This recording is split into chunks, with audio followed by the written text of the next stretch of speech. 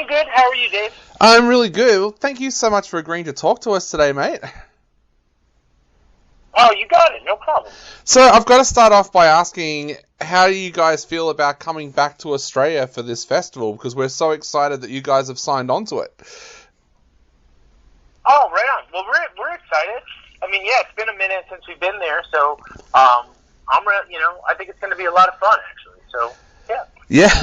So, what have you guys got planned for your Australian fans for this run of for this tour? Because you guys have got such an amazing back catalogue of work now. So, what have you got planned for everybody here in Australia? I mean, well, we're going to try to do something that sort of encompasses both, the new record that we're trying to basically promote, and a nice balance between that and the back catalog of what we do, like all the sort of the favorites that fans have grabbed onto over the years. I mean, that's pretty much it. I mean, with a festival, it's a little difficult to kind of do big sort of production. You're pretty limited in terms of like where you are in the slot. So we're going to do as much as we can to make it as fun as possible. Yeah, I was going to ask that. With a set list also at a festival, you're kind of limited because it's shorter than a headline show. So how do you find that right mix between the new music that you want to promote, but also the older stuff that your fans want to hear? I mean, we just get a pretty good gauge. We've been out on the road now for the better portion of this year, and we kind of get a sense of we obviously know what works in terms of the back stuff, but in terms of what are the favorites of the new record, what are people sort of gravitating towards? So that really kind of helps. It's almost like doing this sort of research, basically. So we'll probably fall somewhere in the middle, of what really worked out here on the road in the States and in Europe and so on and so forth. Yeah. You've been out touring with the new album now for a while. How have these new tracks been going live? Because the tracks themselves, when you take a listen to the album, they're so intense and they're so layered. What's it been like bringing them out onto the road and playing them live? They've been a lot of fun. Some of them, it's kind of cool because some of them I've actually delegated the guitar duties to our guitar tech. Yeah. Just to allow me the experience of just sort of fronting the band. So that's been a lot of fun. And because I've never done that before. So it took a bit of a learning. It was a learning process, but still fun. And it kind of made those songs and that moment on the set feel kind of new. Even though they are new songs, but in terms of playing, I know my performance as a guy that stands behind a microphone with a guitar on him, but I've never really experienced it as someone without that guitar. So that's been a lot of fun. But I think ultimately, everything's been pretty well received. I mean, I think the record, it's just been one of those albums that I think the fan base has sort of, really embraced. Yeah.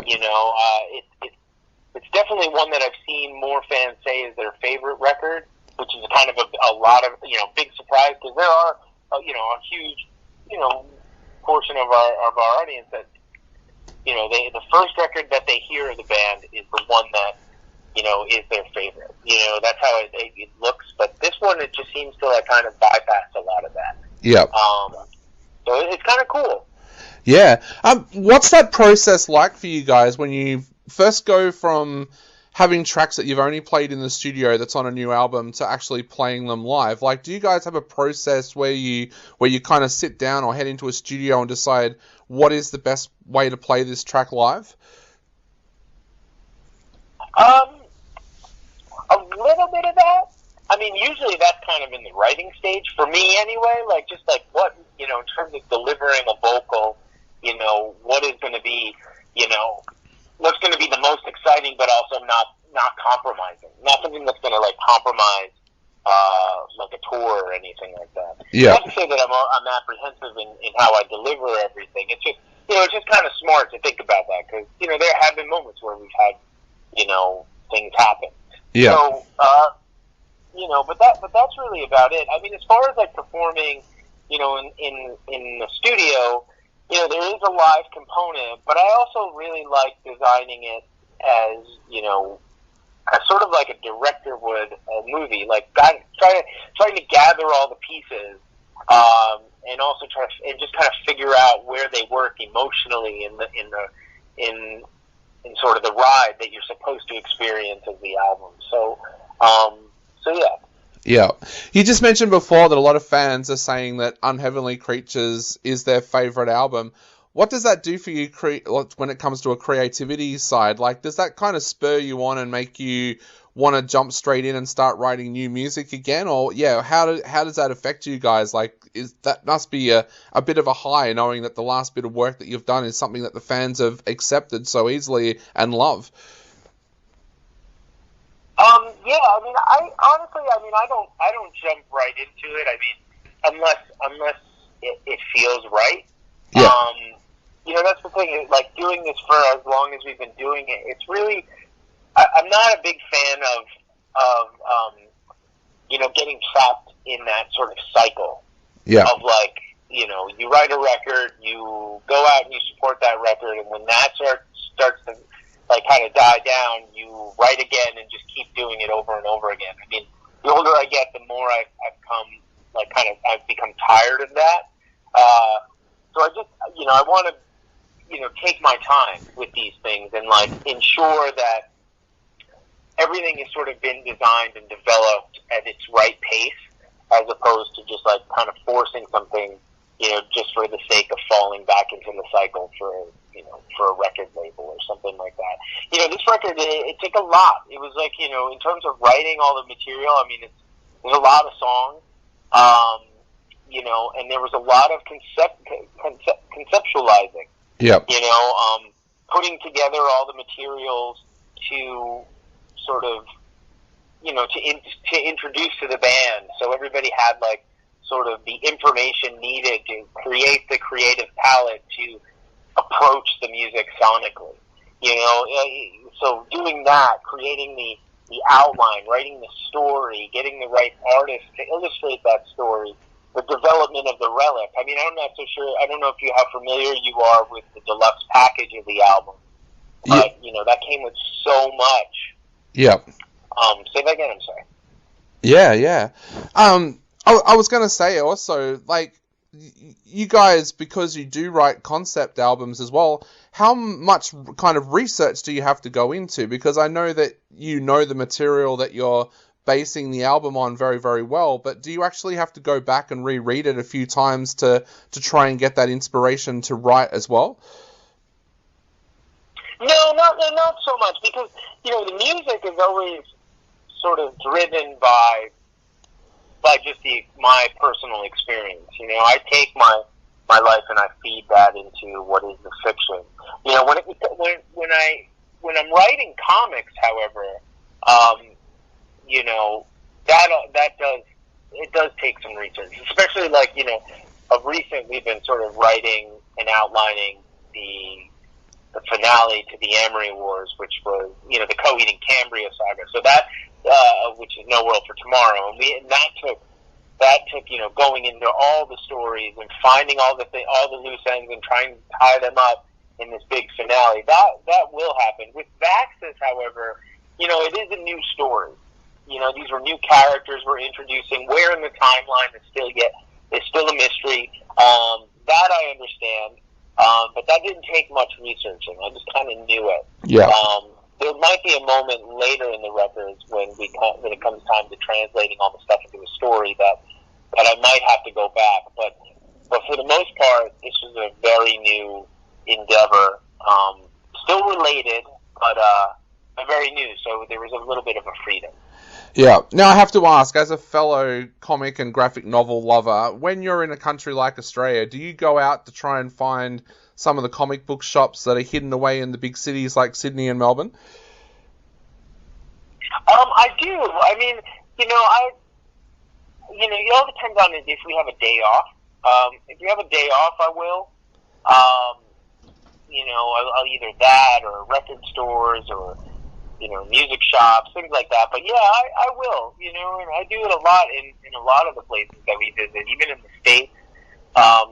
What's kind of cool, man, we're so lucky to live in this age of technology because we all have these GPSs tagged to us on our phones, and all you have to do is input comic books, and you'll find a location, and then you can map your journey to that location. It's pretty incredible. I do that with every city we go to, even before we happen to land in it, in the States, we're usually on a bus, so on the bus, it's like, I wake up pretty early, so before we even get to the town we're in, like, I'll just start to search everything of interest. Vintage toys, that's another thing I love too. Yeah.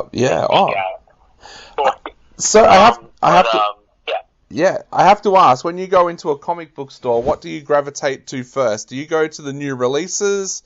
Do you go to the bargain bin? Or do you take a look at what some of the local comics are that are coming out, like in countries like Australia at the moment?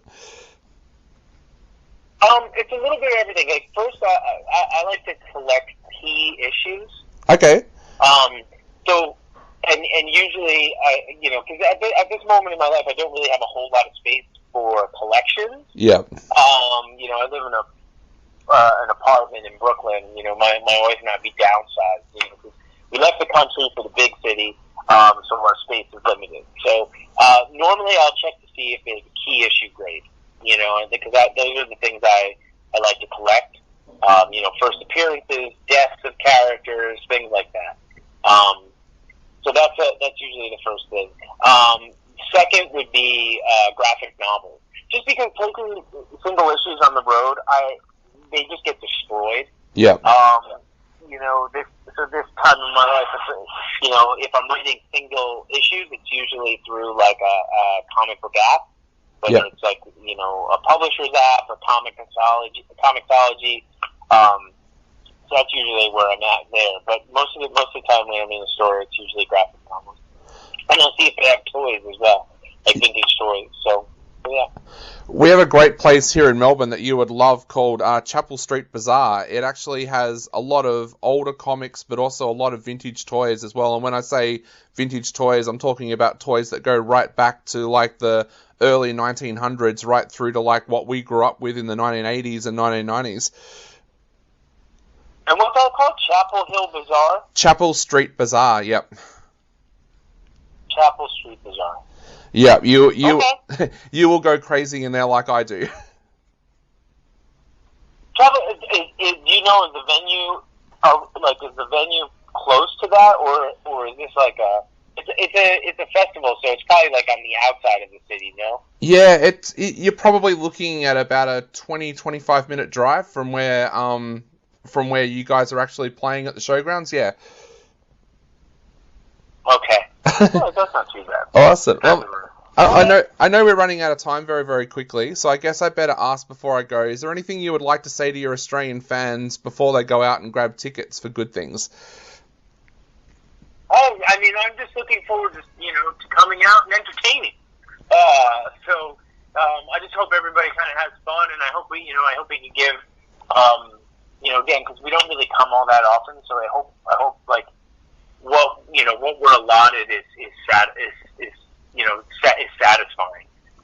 So that's really all I can hope for. So I hope everybody has a good time. Awesome. Well, mate, thank you so much for chatting to us today. It's been an absolute pleasure talking about music and comics, and we'll see you in Australia very, very soon. Cool. Sounds good, dude. Awesome, mate. Thanks for that. You have a great day.